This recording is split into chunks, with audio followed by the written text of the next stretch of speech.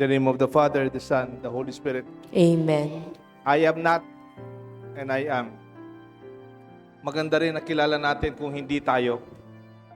Di ba mayroong cosplay, yung costume play? Usually yung mga costume play, yung costume yung mga bata, kahit matatanda, yung the world, they blend the costume and play, cosplay. Is an activity to performing arts, parang ganon. In participation of cosplayers, may costume sila according to fashion accessories. And they represent characters. Halimbawa, they role play sa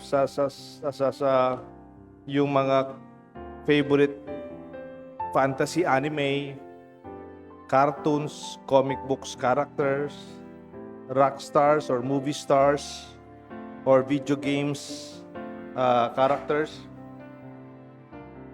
In some cases, they are original characters.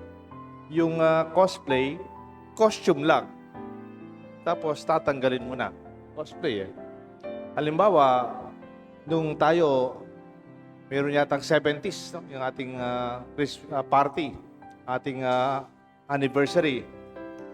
Nag-costume ako, parang 70s yata. Long hair, may balbas. Totoo naman balbas ko, pero yung mga parang rockstar, parang gano'n. Meron naman noon, last year, Christmas, hindi 2024, 2023. Yung costume namin, cowboy, western. Nag-cowboy po ako. Naka-sombrero, pang-cowboy. Naka-long sleeves po akong checkered. Naka-maong po ako. Naghiram po ako ng boots na may parang saddle, parang may bakal. Hiniram ko po yun. Tapos mayroon po akong belt. May baril. Totoong baril. Walang bala. Nakabaril din po ako. Tapos mayroon pa po akong parang chuleko dito. Father, may kulang ka. Kulang ka sa yung costume, sabi niya. Kasi cowboy po ako. Wala kang kabayo. Sabi. Tapos linabas ko sa bulsa ko. Meron akong daladalang kabayo. Binili ko po yun sa SM. May dala akong kabayo. Kompleto. Sinasabi ko, kumisan na cosplay lang yun. Costume lang. No? Picture, para masaya. Pero after that, tapos na. Di ba? Costume lang eh. Pero alam niyo po, sa ibang bansa, sa Japan, meron akong napanood, may mga bata, sinusot nila yung costume nila, pero hindi na tinatanggal. Para bang ini-impersonate na nila. Parang kunyari, meron silang character na they want to be like this character. Baka hindi nila gusto kung sino sila. They wear another character. Yung cosplay nila, hindi temporary. Nagiging permanente. Yung parang lumalabas sila, yun yung suit-suit nila araw-araw. Ba't nakakalimutan na kung sino sila?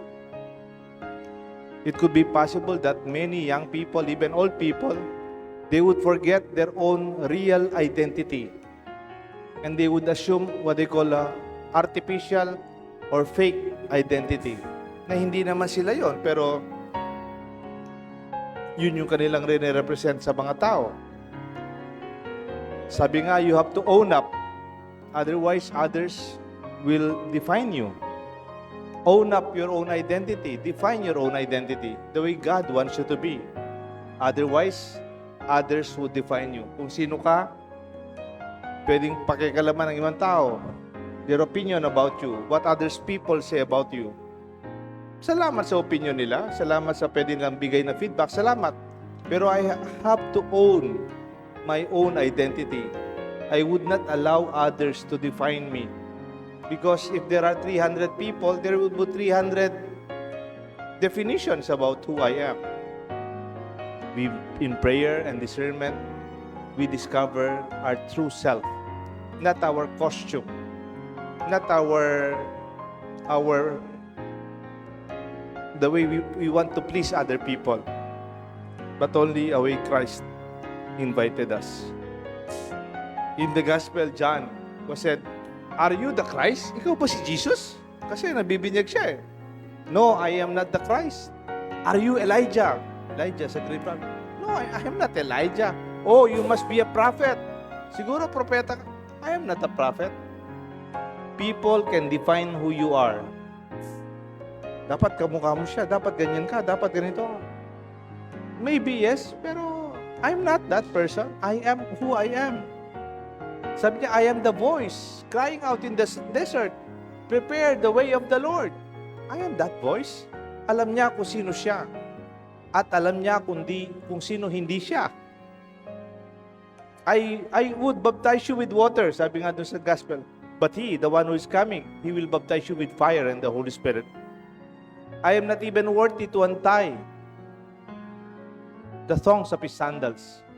Di man ako karapat dapat.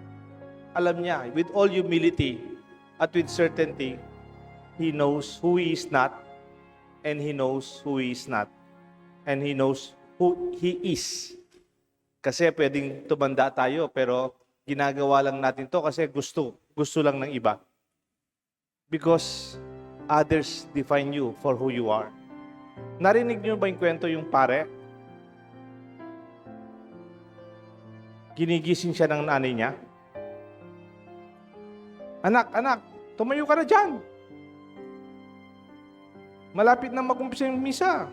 Maraming tao. Ayoko, mama. Sabi niya, tumayo ka na. Umpisa na yung misa. Ayoko tumayo, ma. Sabi niya, tumayo ka na, anak. Ikaw yung pare, ikaw yung magmimisa.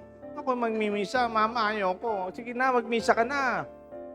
Yung biro-birong yun, baka pwedeng maging pari ka. Kaya naging pari ka pala kasi gusto ng nanay mo. Pwede. Kaya nga, pag nagmimisa ka, may ginagawa ka, parang ginagawa mo lang to please another person or other people. Then, that is not who you are. That's not the call of God. Maybe your God may be speaking through your mom, but if it is not from your heart, it is not owned by your own life, I think we're wasting our life. Kaya nga po sa ating misa ngayon, as we celebrate our Mass, we present ourselves to the Lord that we may own up and define who we are and also accept who we are not. Hindi naman ako yan. Ba't mo ko inaasa na ganyan ako? Hindi ako yan. Iba, pagkilala mo sa akin. Ako, ang kagustuhan ng Diyos sa buhay ko, I am a son of God. I am called to serve and I am called for this mission. May we know who we are not and know who we are, to learn to own and to embrace our real identity. The Father, the Son, and the Holy Spirit. Amen.